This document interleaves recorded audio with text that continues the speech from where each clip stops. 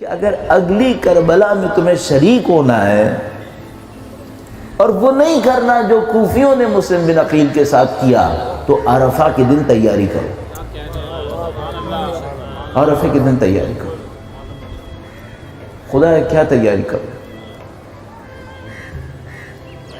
اب ہمیں عرفہ سمجھ میں آنا چاہیے۔ عرفہ صرف اس لیے نہیں ہے کہ میری زندگی میں 4 مشکلات ہیں، اس کو دور کرنے کے لیے میں دھوپ میں بیٹھا ہوں خدا سے دعا کروں۔ یہ بھی کر لیں، اس میں کوئی برائی تھوڑی ہے، خدا سے ہی مانگنا ہے نا، بحق اہل بیت ہی مانگنا ہے۔ لیکن عرفہ صرف میری اور آپ کی زندگی کی 4 مشکلات کو دور کرنے کے لیے نہیں ہے۔ عرفہ مجھے اور آپ کو اصحاب حسین تک پہنچانے کے لیے، وہاں تک پہنچانے کے لیے، اس لیے اس کا نام عرفہ ہے۔ شناخت، معرفت، ہماری معرفت کو بڑھانے کے لیے۔ اب اس معرفت میں جو بھی رکاوٹیں ہیں، اس تیاری کو حاصل کرنے میں جو بھی خرابیاں ہمارے اندر موجود ہیں، ہمیں اس روز عرفہ کے صدقے میں اصلاح کرنی ہے۔ یہ شناخت کا دن قرار پاتا کہ تم بیٹھو، بیابان میں جاؤ، آسمان تلے بیٹھو، اپنی ذات پہ غور کرو، اللہ کی معرفت حاصل کرو، اپنی ذات کو پہچاننے کی کوشش کرو۔ آپ کے اور میرے سامنے کام یہی ہے۔ اب الحمدللہ رب العالمین، آپ نے اسلام میں جو نفیس ترین دعا موجود ہے وہ بھی پڑھی ہے۔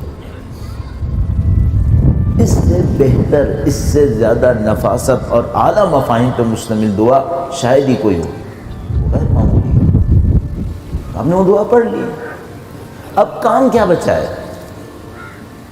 بعض اوقات ایسا ہوتا ہے ہم لوگ کسی عمل کو انجام دیتے ہیں، اس عمل کو انجام دینے کے بعد ہمارے اندر ایک اطمینان آتا ہے، یہ بہت اچھی بات ہے، اللہ کی بندگی کر کے انسان کے دل کو سکون ملے، یہ اچھی علامت ہے۔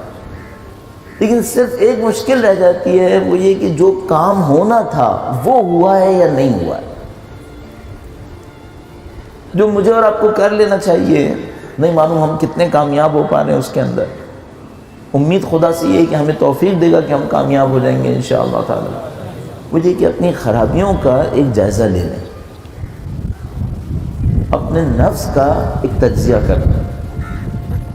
یہ تو نہیں ہو سکتا کہ میرے اندر سے ساری خرابیاں ختم ہو گئی ہوں، حتیٰ اگر میں نے کوشش بھی کی ہوں گی، بچی تو ہوں گی، شاید میں نے کوشش ہی نہ کی ہو ابھی، شاید میرا آغاز ہو ابھی اور میں سمجھ رہا ہوں میں بہت آگے جا چکا ہوں۔ میں کیا کروں کہ اپنے نفس کا جائزہ لینا شروع کروں، اس عرفہ کے دن اپنی خرابیوں کو پہچاننے کی کوشش کروں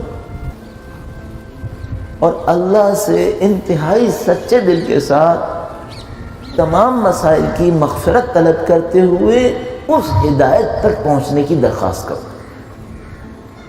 میں آپ کی خدمت میں عرض کر رہا ہوں، یہ اس بات کو سوچتے ہوئے عرض کر رہا ہوں، میں آپ میرے گناہ نہیں جان پائیں گے، نہ میں آپ کے گناہ جان سکوں گا، یہ اللہ کی ستاریت ہے، ان سے ہم کو محفوظ کیا ہے۔ لیکن ہم تو اپنے اندر کچھ پہچاننے کی کوشش کریں کہ بھئی میرے مسائل کیا ہیں، میری مشکلات کیا ہیں، میں اپنی امام کی خدمت کے لیے جس طرح سے تیار ہونا ہے ہوا ہوں یا نہیں ہوا ہوں۔ اب اس میں جتنی بھی ہمارے معاشرتی مقامات ہیں، الحمدللہ رب العالمین، ہم سب لوگ کچھ نہ کچھ انجام دے رہے ہیں معاشرے کی خدمت کے لیے، ان سب کو فی الحال تھوڑی دیر کے لیے پس پش ڈالنا، جو کچھ کیا اچھا فی الحال تھوڑی دیر کے لیے اسے بلانا۔ اس وقت اس بات کا جائزہ لیں جو رہ گئی ہے خرابیاں وہ کیا کیا ہے، ان سے ہمیں لڑنا ہے کسی طریقے سے۔ اب خدا کا ایک نظام ہے، عرفے کے دن خدا کچھ اور نہیں ہے، وہی خدا ہے جو 8 ذی الحجہ کو تھا، خدا میں کوئی تبدیلی نہیں آتی۔ یہ دن کیوں رکھتا ہے پھر؟ ارحم الراحمین وہی ہے جو 8 ذی الحجہ کو تھا، 9 ذی الحجہ کو بھی وہی ارحم الراحمین، اکرم الاکرمین وہی ہے۔ کیوں رکھتا ہے؟ بہانے دیتا ہے، بہانے دیتا ہے۔ اگر ہر روز رکھتا اس کے خزانے میں کوئی کمی نہیں آنی تھی، لیکن وہ کیا کرتا ہے؟ بہانوں سے لوگوں کو بلا رہا ہوتا ہے اپنے پاس۔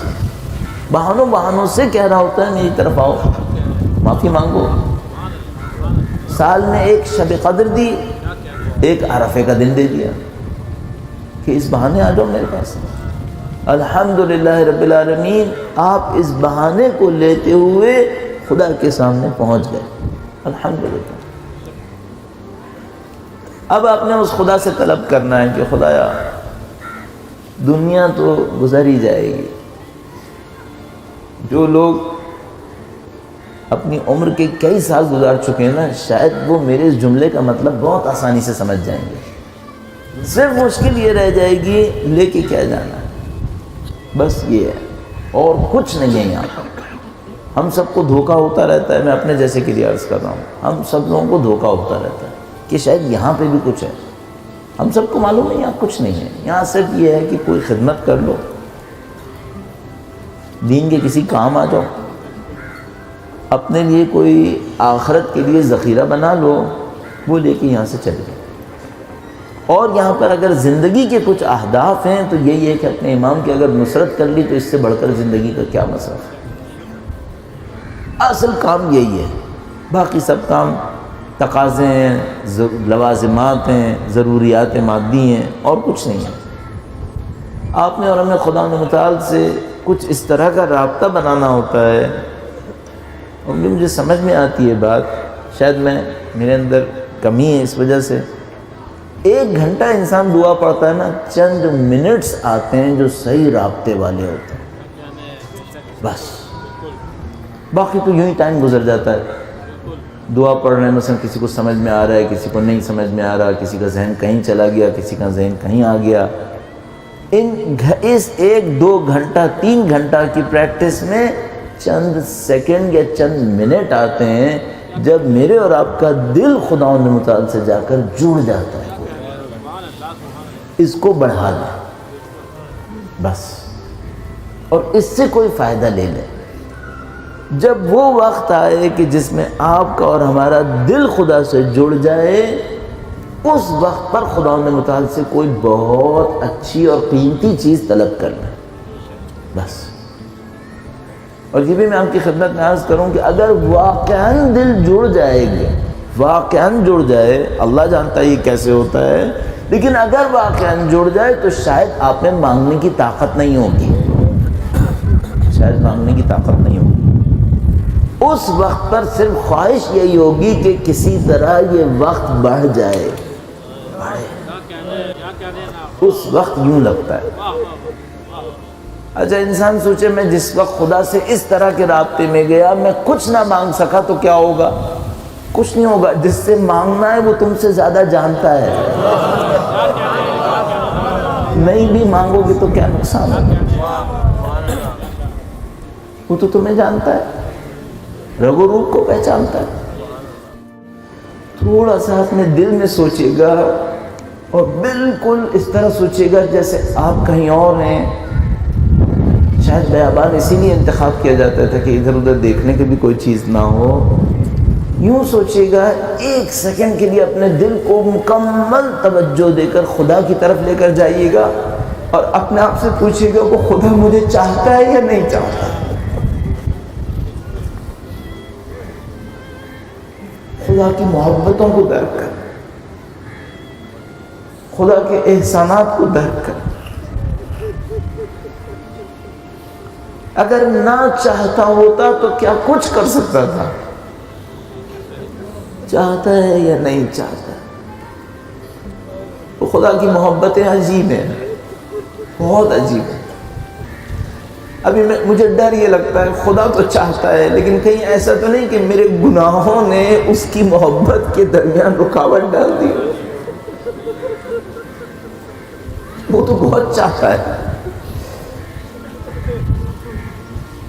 محبت کی اظہار کے لیے خدا نے قرآن کریم میں بہت ساری آیات دی ہیں کہ میں تمہیں چاہتا ہوں۔ مجھے ڈر کیا ہے؟ مجھے ڈر یہ ہے کہ وہ تو چاہتا ہے لیکن میں گناہ گار ہوں، میں نے پتہ نہیں خدا کو کتنا ناراض کیا ہو۔ میرے ان گناہوں کی وجہ سے ایسا تو نہیں کہ خدا کی محبت میں کمی آ گئی ہوگی؟ تو خدا عجیب وعدے دیتا ہے، کہتا ہے اگر تم مجھ سے توبہ کر لو نا تو میں تمہیں اتنی محبت دوں گا۔ اے خدا تو کتنی محبت دے گا؟ کہتا ہے اگر تم سچے دل سے توبہ کرو نا شرمندہ بھی نہیں ہونے دوں گا، شرمندہ بھی نہیں کروں گا۔